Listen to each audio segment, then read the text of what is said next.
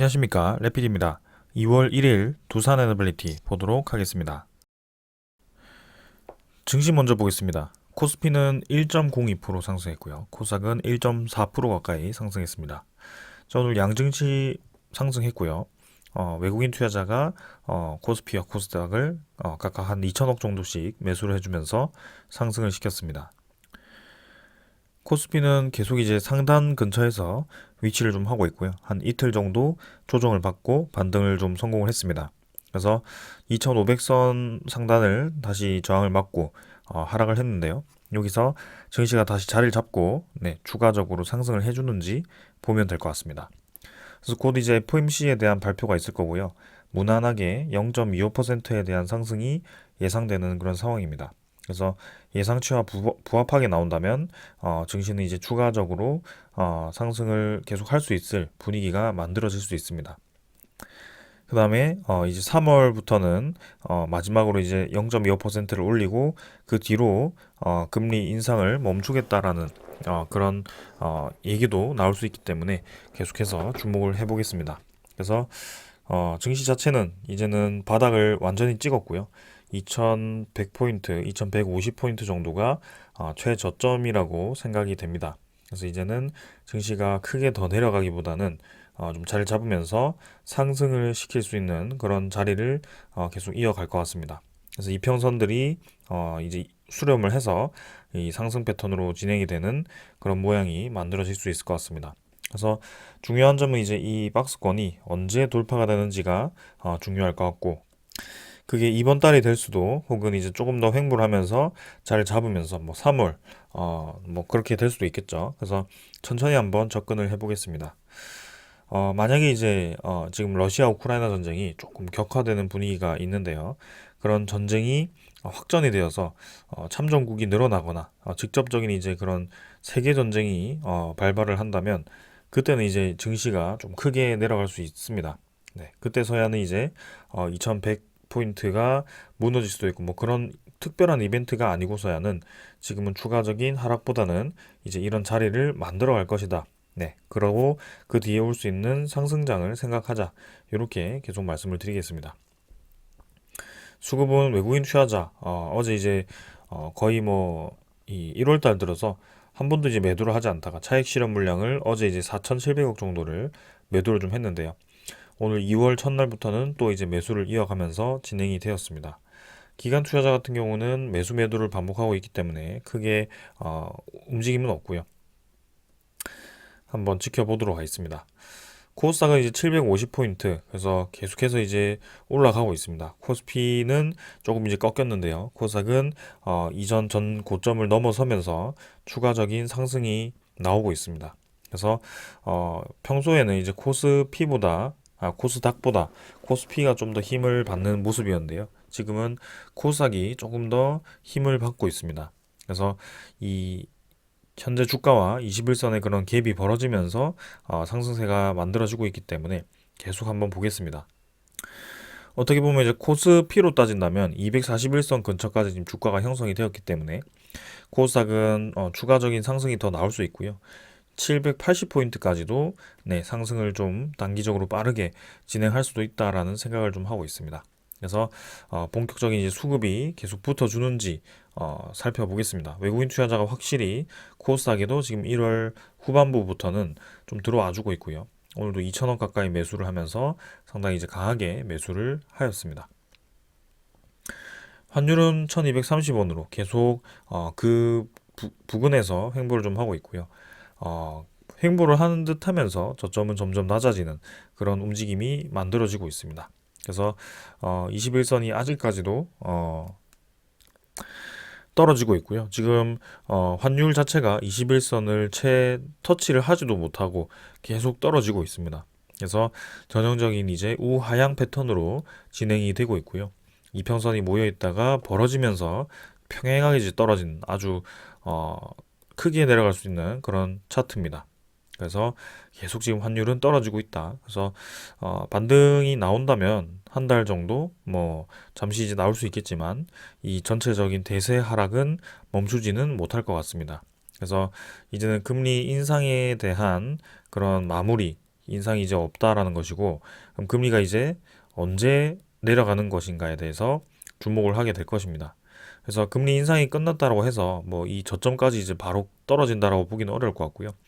어느 정도 이제 떨어지다가 자리를 잡고 이제 금리 인하 타이밍을 기다릴 것 같습니다.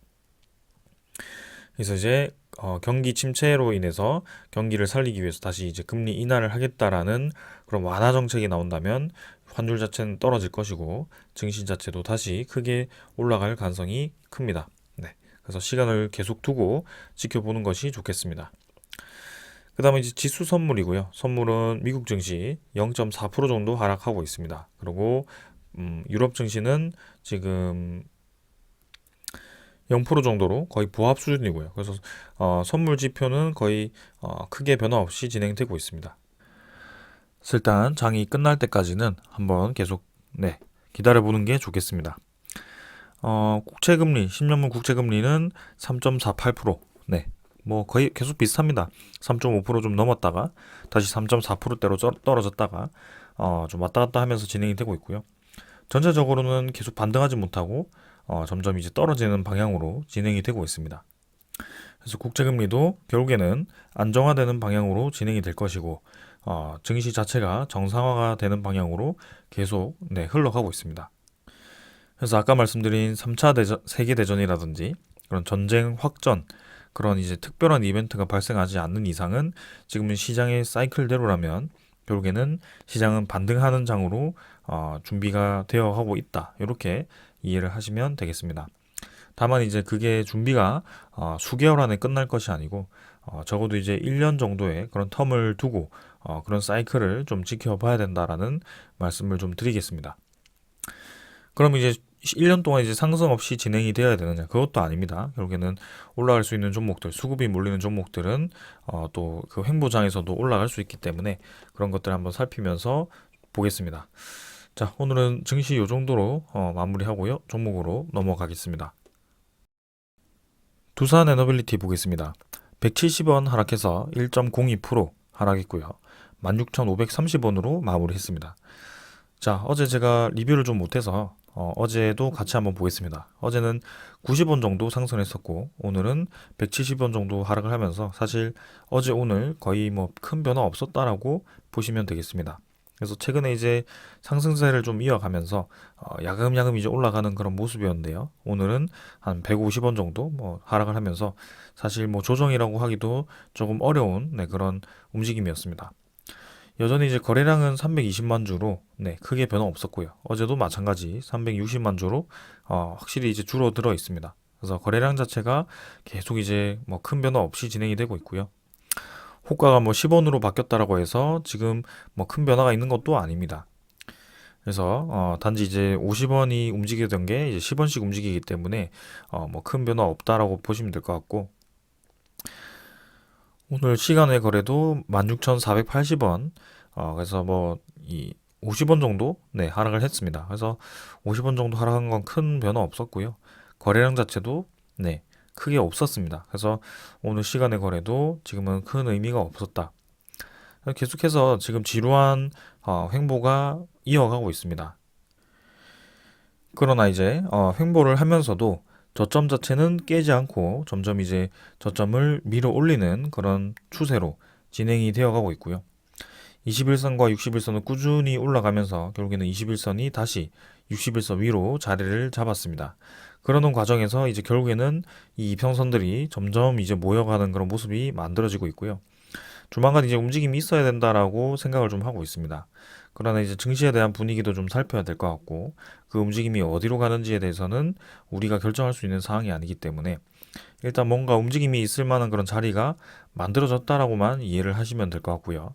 그런 상태에서 이제 거래량이 터졌을 때 거래량이 뭐 이렇게까지 터져주면 좋겠지만 뭐 조금 이제 뭐 늘어서 한 1,000만 주 가까이 나오더라도 위로 가는지 아래로 가는지가 이제 중요하겠습니다. 그래서 혹여나 이제 떨어지더라도 만약에 떨어지더라도 이런 자리를 지켜주는지 특히 이제 지금은 음운구름을 이제 돌파를 해서 양운구름 속으로 들어왔고 거기서 이제 양운구름을 디디면서 밟고 이제 올라가는 그림이 만들어지고 있기 때문에 만약에 떨어졌을 때는 이 21선, 61선을 깨고 내려갈 수도 있고 그런 지점에서 이런 자리들이 이런 자리들이 지지가 되어 가는지 그런 것들 정도 볼 수 있을 것 같습니다.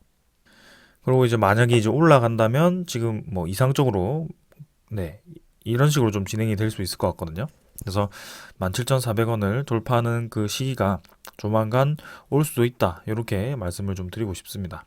그래서 전형적인 이제 세기형 패턴으로 지금 계속 이제 주가를 횡보시키면서 수렴을 시키고 있고 그 하나의 증거로 지금 이제 이 투자자 수급을 보시면 개인 투자자가 60일 동안 1,100만 주 네, 계속해서 이제 개인 투자자만 크게 매도를 하고 있습니다.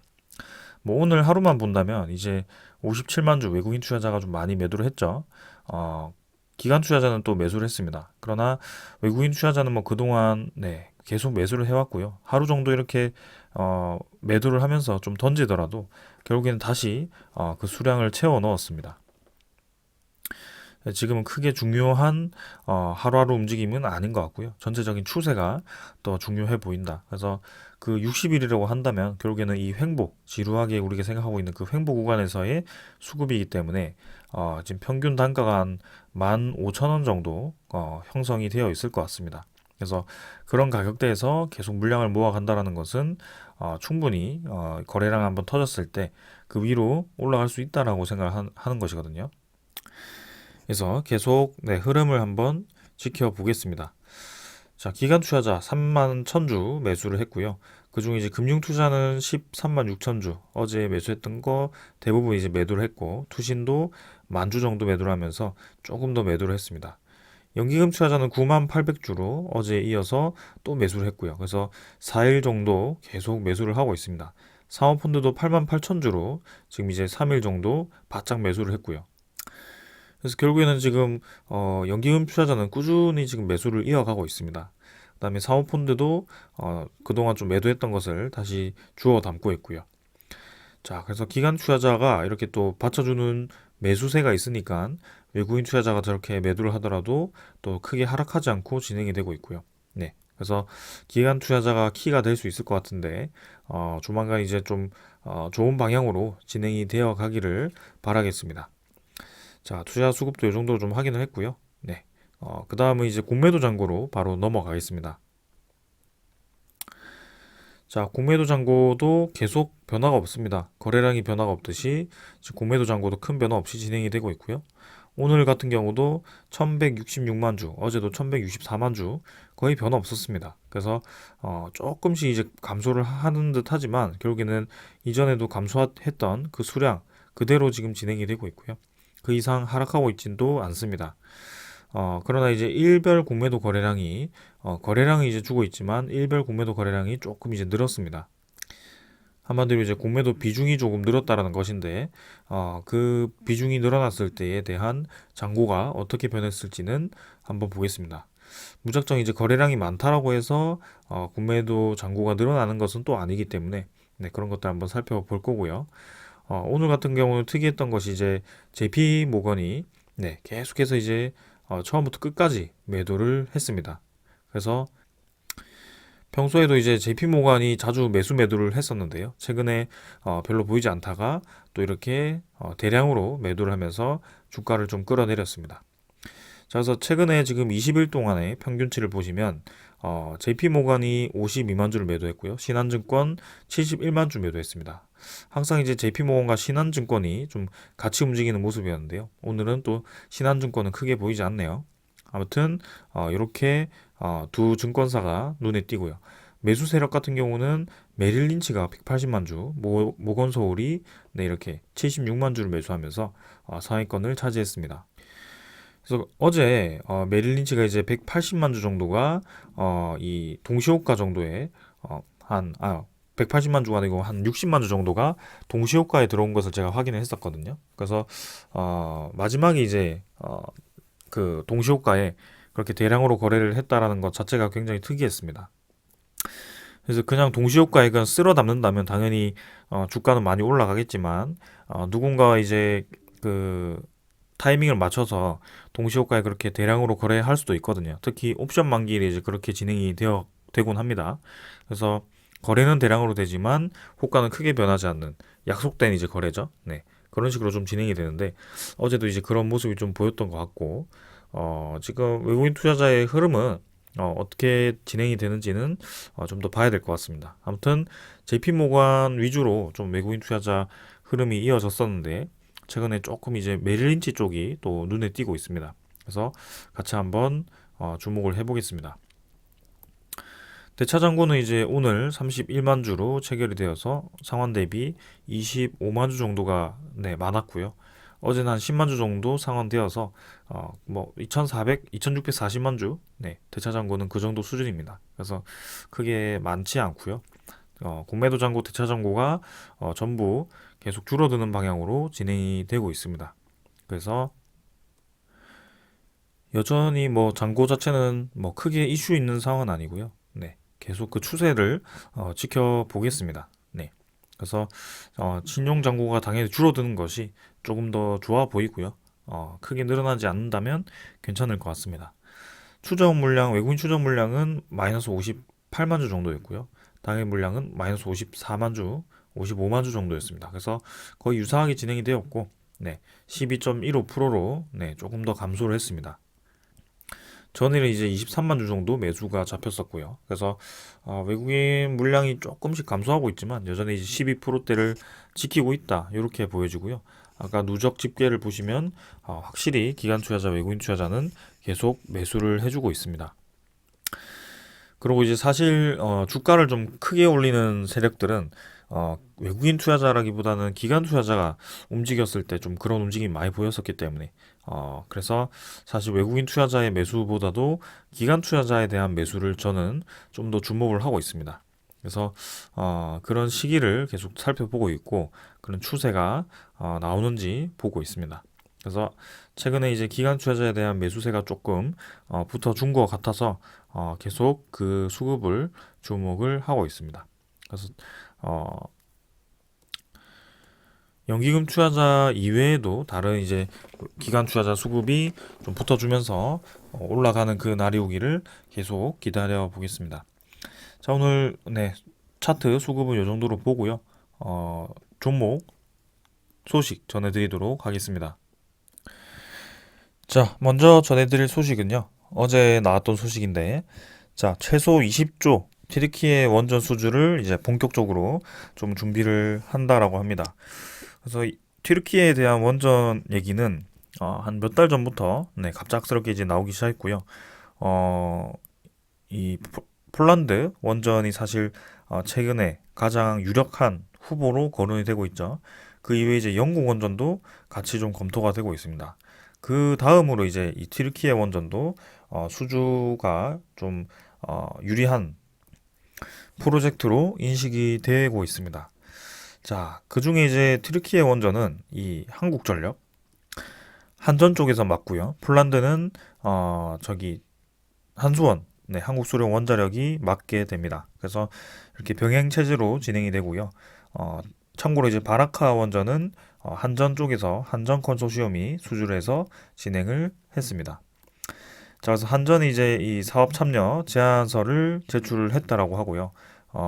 내용을 보시면 원전 사업 예비 제안서를 튀르키예 정부에 제출을 해서 해외 제2 원전 수주에 나섰다라고 합니다.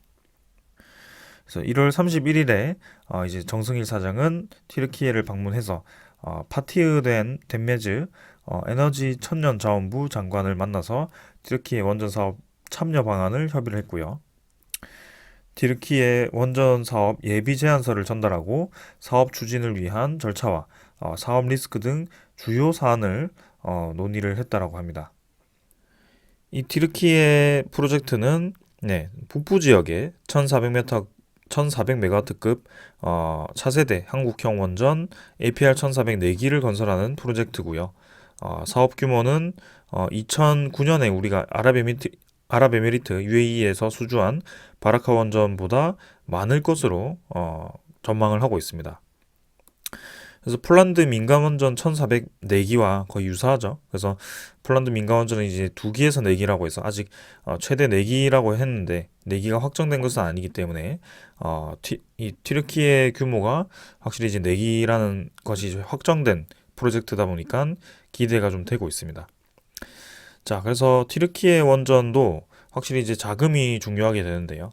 아무래도 이제 이번에 UAE 쪽과 우리나라가 그 원전 제3국 공동 진출에 대해서 협의를 했기 때문에 이 튀르키예 원전도 수주할 가능성이 상당히 크다라고 보고 있습니다. 그래서 아무래도 미국과 지금 지재권 싸움을 하고 있지만, 네, 그게 이전 영상에서 말씀드렸듯이 이 UAE와 미국, 한국 이렇게 3국이 이제 힘을 합칠 가능성이 커 보이고요.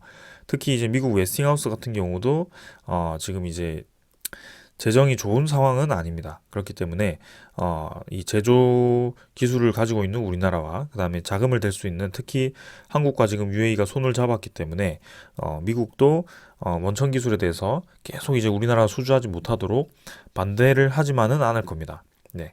사실 이제 이 웨스팅하우스에 대한 기술이 좋기 때문에 우리 그 외교력도 있고요. 미국의 외교력도 있기 때문에 우리나라보다도 수주에 수월한 것은 사실입니다. 네. 그래서 지금까지 이제 그 뭐 폴란드 정부 원전이라든지 아니면 불가리아 그 원자로라든지 그런 것들을 이제 웨스팅하우스가 좀 수주를 했었습니다. 네. 근데 지금 수주를 했지만 추후에 나올 수 있는 그런 모든 발주 물량이 다 미국으로 갈 수는 없거든요. 네, 웨스팅하우스로 다 갈 수가 없습니다. 그리고 웨스팅하우스도 그걸 무리해서 그렇게 다 추진을 할 수가 없습니다. 결국에는 그 웨스팅하우스가 이제 벡텔이라는 그런 제조 기업, 미국의 제조 기업과 손을 잡았지만 이전에 그 사례를 보면 이 제 기간 내에 공사를 진행하지 못해서 굉장히 이제 거기에 비용이 많이 들어가고 거기에 대해서 이제 신뢰도가 떨어지는 그런 프로젝트들이 있었습니다. 네, 미국 내에서도 그렇고요. 그래서 우리나라 이제 바라카 원전 케이스를 보면은 값도 싸고 그다음에 공기도 잘 지켰기 때문에 거기에 대해서 이제 이 웨스팅하우스도 아무래도 우리나라 제조 능력을 높게 평가하고 있을 겁니다. 그러나 이제 그런 웨스팅하우스가 그 지재권에 대한 권한까지 우리나라에게 다 주게 되었을 때 웨스팅하우스 자체의 이제 경쟁력을 잃을 가능성이 크기 때문에 우리나라가 아마 다 쓸겠죠. 그렇게 되면 모든 원전을 우리나라가 대부분 수주할 가능성이 큽니다. 그렇기 때문에 웨스팅하우스가 지금 이제 자리를 내주지 않는 것 같은데 그게 이제 협력으로 진행될 가능성이 큽니다. 왜냐하면 둘 다 윈윈으로 갈 수 있는 전략이거든요. 그래서 그만큼 원전 시장이 커졌기 때문에 협력이라는 것을 할 수 있는 거고요. 당연히 이제 원전 시장이 크지 않았다면 웨스팅하우스가 우리나라에게 저렇게 협력을 제한은 하지 않아도 굳이 제한하지 않아도 네 충분히 이제 해결을 할 수 있기 때문에 뭐 한두 개 정도 뭐 두세 개 정도 할 수 있기 때문에 뭐 진행을 하겠지만 이렇게 이제 전 글로벌적으로 지금 원전 르네상스 제2 르네상스라는 그런 시대가 왔기 때문에 지금 다 합해서 뭐 한 20개 이상 되지 않을까요? 신규 이 곧 발주가 날 수 있는 그런 신규 원전들이 20기 이상 될 것 같습니다. 제 생각에도. 그래서 그렇기 때문에 그걸 이제 감당을 하려면 협력을 할 수밖에 없는 상황이다. 그래서 러시아, 중국이 제외된 그 상황에서 프랑스, 한국, 미국이 있는데 사실상 이제 득이 되는 웨스팅하우스 입장에서 득이 되는 그 제조 능력을 가진 국가는 우리나라죠. 프랑스는 값이 비싸기 때문에 사실 협력을 하더라도 그렇게 웨스팅하우스 입장에서는 크게 도움이 되지는 않을 겁니다. 그러나 우리나라는 확실히 제조 능력이 있고 그리고 지금 UAE를 껴서 이 지원금을 받을 수 있기 때문에 그런 면에서 분명히 좋은 상황이 만들어질 수 있습니다. 그래서 뭐 아직까지는 뭐 확정되지는 않았지만 이제 튀르키예 원전 수주를 위한 제안서를 이제 제출을 했기 때문에 좀 더 봐야 되겠지만 분명히 가능성은 상당히 크다라는 것을 말씀을 드리겠습니다. 그리고 이제 UAE 한 라인을 만들어서 300억 불에 대한 투자 속도를 이제 낸다라고 하고요. 이번 주에는 이제 윤곽이 좀 나온다라고 했는데 아직까지는 큰 소식은 없습니다. 그러나 계속 강조되는 것은 우리나라의 에너지 분야, 그 다음에 방산 분야 이쪽을 계속 언급을 하고 있습니다. 특히 대표적으로 언급이 된 기업이 지금 두산 에너빌리티로 지금 되어 있고요. 이렇게 이제 다 모여가지고 어떻게 투자를 받을 것인지, 어떤 분야의 투자를 받을 것인지에 대한 계획을 좀 세우고 있습니다. 그리고 이제 민간 기업 관계자가 이렇게 기업 관계자만 모인 것이 아니고 산업부 차관, 뭐 기재부 차관 이렇게 해가지고 수주 지원단을 만들었죠. 그래서 밀착 지원을 할 거고요. 그 이외에도 지금 은행이라든지, 네, KDB 산업은행이라든지 뭐 그런 기관들이 다 모여서 이 투자 유치를 위한 구체적인 계획 수립을 하고 있습니다. 그래서 조만간 이제 좋은 소식이 저는 들려올 거라고 보여지고요.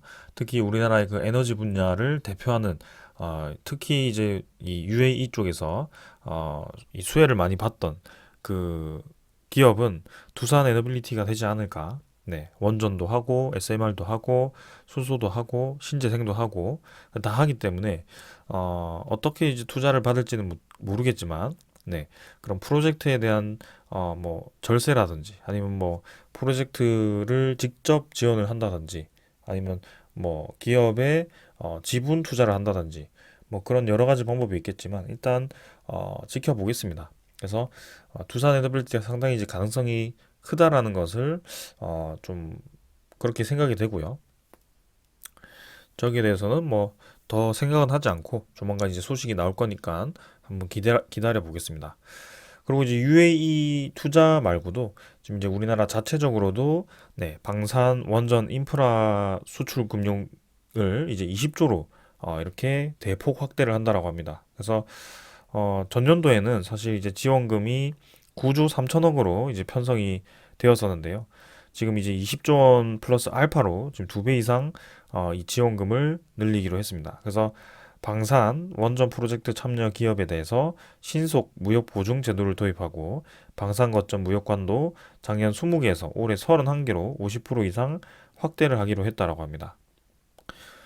그래서 대표적으로 이제 원전 수주를 했을 때 네, 큰 프로젝트들 그리고 방산 수주를 했을 때 큰 프로젝트 큰 단위로 요즘 수십조 단위로 이제 계약이 되고 있기 때문에 그렇게 되었을 때 이제 이 각 기업들이 갑작스럽게 몰려드는 그 물량을 감당할 수 있을 만한 이 자본이 없다면 정부에서 지원을 하겠다 이 말입니다. 그리고 정부 플러스 이제 UAE에서도 투자금을 유치했기 때문에 지원을 받겠다라는 겁니다. 그래서 기업 자체는 지금 이제 자본이 굉장히 든든한 상황이고요. 네. 그 말이라는 것은 무리하게 지금 자본금을 확보하기 위해서 이 무리한 그 상황을 만들지는 않을 거라는 겁니다. 그래서 두산 에너빌티 특히 최근에 우리가 이제 유상증자 한 지도 꽤 되었고 얼마 전에 이제 블록 딜도 좀 했었고 또다시 이제 유상증자를 하지 않을까라는 그런 걱정을 하시는 분들이 꽤 있을 것 같습니다. 그러나 분명히 이제 그 상황에 대해서는 지금 이제 정부적으로 그다음에 이 정책적으로 많은 지원을 받았기 때문에 그 비용 상황에 대해서는 크게 이제 더 이 대주주 지분을 더 낮춰가면서까지 무리하게 유상증자를 하지 않을 것이다라는 생각입니다. 그래서 이제 2월 달이기 때문에 2월 한 15일 정도면 보통 이제 저기 연말 사업 보고서가 나오죠. 네. 이 4분기 실적이 나오기 때문에 그때 이제 나왔을 때 이 부채 상황이라든지 재무제표를 좀 보면서 이 기업이 돈이 얼마나 가지고 있는지 유동 비율 정도를 또 같이 확인해 보는 그 시간을 가져보겠습니다. 일단은 지금 무리하게 더 진행은 하지 않을 거라고 생각을 하고 있습니다. 자, 그러고 이제 저렇게 이제 은행에서 그러고 자본을 이제 20조 이상 뭐 20조 플러스 알파로 지원해주고 해외 자본 투자 자본도 유치를 했고 그러고 실제로 이 일감도 공급을 해주면서 네, 기업 자체가 이제 또 돈을 벌 수 있게 상황을 만들어 가는 것이죠. 그래서 지금 이제 신한울 3, 4호기 사업 계획을 또 공유를 하고 그 이외에도 세울 3, 4호기 일감을 또 조기 발주를 하고 이렇게 이제 계속 이제 그 대기업 아래에 있는 그런 원전 협력사들에게 일감을 몰아주려고 하고 있습니다. 그래서 그동안 이제 일감이 없어서 좀 힘들었던 그런 기업들이 다시 한번 힘을 받고 있을 것 같고요. 네. 일감을 몰아주면서 동시에 그런 착수금들을 미리미리 주는 것 같습니다.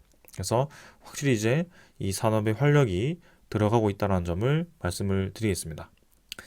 그래서 이 일감 공급에 대해서는 뭐 이전에도 많이 얘기가 나왔었기 때문에 빠르게 넘어가겠습니다. 자, 그리고 마지막으로 사용 후 핵연료 저장 용기 10조 시장이 열린다라고 합니다. 그래서 산업부에서 설계 사업 발주를 공식화하고 한빛, 한울원전 예타 병행을 추진하겠다. 그리고 민간기업 특수 설계 역량을 강화한다. 네, 이렇게 이제 대표적으로 얘기가 나왔는데요. 핵연료 저장 용기는 필수적입니다. 지금 우리나라가 이제 핵연료 저장을 이제 원전 내부에 습식 저장으로 진행을 하고 있는데요. 그게 수주에 이제 꽉 차게 되면은 이제 포화 상태가 되죠. 그래서 더 이상 핵연료를 저장할 수 없게 됩니다.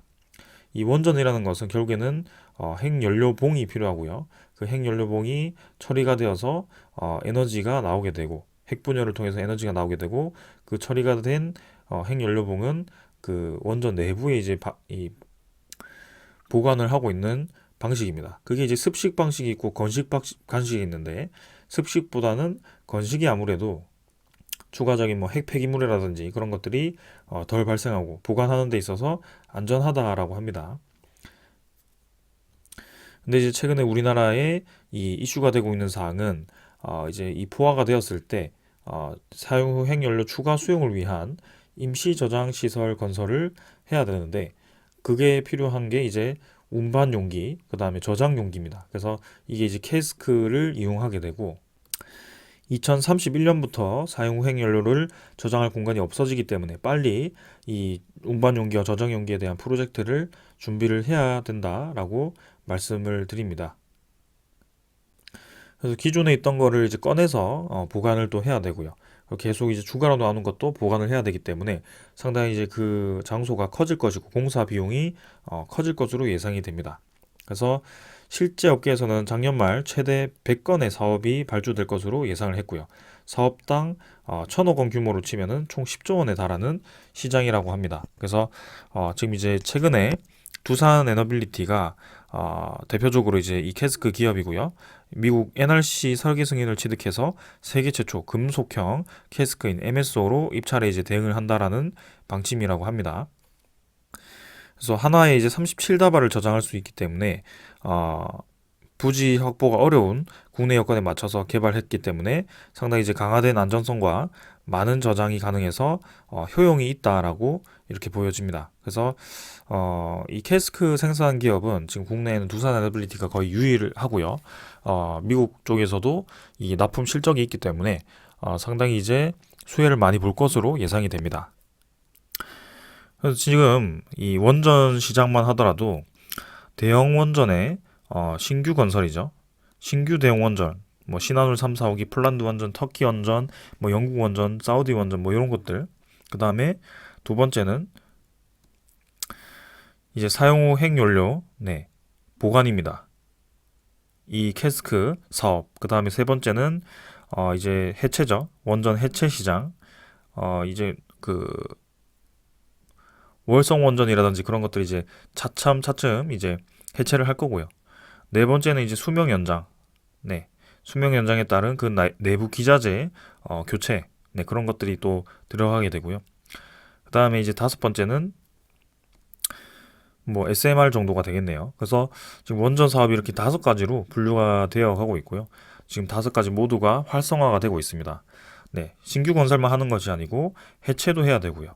해체하는 것도 있고 수명을 연장하는 것도 있고 그다음은 이제 이용한 지 오래됐기 때문에 사용 후 핵연료를 이제 보관해야 되는 신규 캐스크 시장이 또 열릴 것이고 그리고 대형 원전을 좀 더 보강해서 만든 SMR 네, 그런 것도 이제 신기술로 검토가 되고 있습니다.